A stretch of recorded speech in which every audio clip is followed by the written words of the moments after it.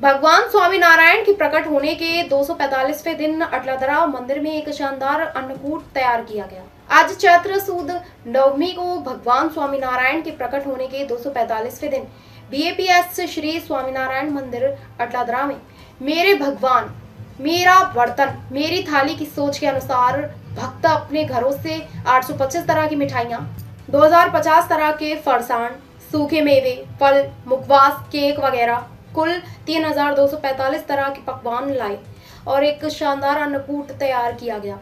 ठीक 11:15 पर इस अन्नकूट को सुंदर सजावट के साथ सजाया गया और आदरणीय संतों ने आरती की। पूरे दिन इस शानदार अन्नकूट के दर्शन के लिए बड़ी संख्या में भक्त संघर्ष मंदिर पहुंचे। गौरतलब है कि आज रामनवमी के अवसर पर दोपहर 12 बजे मंदिर परिसर में आदरणीय संतों और गणमान्य लोगों ने भगवान रामलला की आरती की।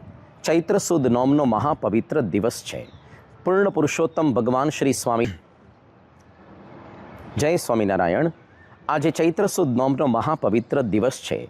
परब्रह्म भगवान श्री स्वामीनारायणनो आज 245मो प्रागट्य दिवस है।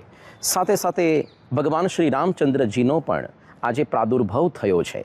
એટલા માટે જ આજે વહેલી સવારથી મોડી રાત સુધી મંદિરમાં વિવિધ ભક્તિસભર કાર્યક્રમો યોજાયા છે અને અત્યારે પણ ચાલુ છે। વહેલી સવારથી જ હરિભક્તો પોતાના જ ઘરેથી પોતાના વાસણની અંદર ભક્તિભાવપૂર્વક તૈયાર કરેલ વિવિધ વ્યંજનો એ ઠાકોરજી સમક્ષ અન્નકૂટ થાળ માટે લઈ આવ્યા છે।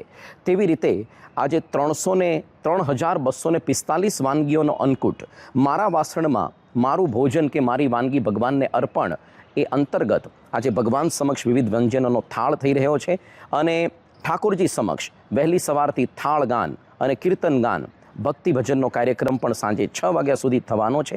સાથે સાથે 7 વાગ્યે દીપોત્સવ સહિત આપણને મહાઆરતીનો લાભ પ્રાપ્ત થશે।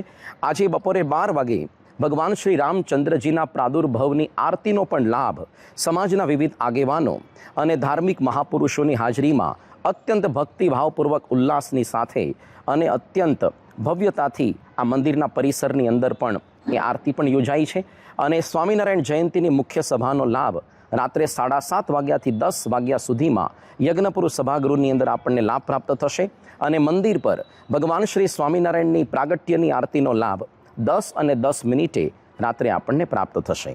આપણે પણ સૌ અવશ્ય દર્શન માટે પધારીએ। જય સ્વામિનારાયણ।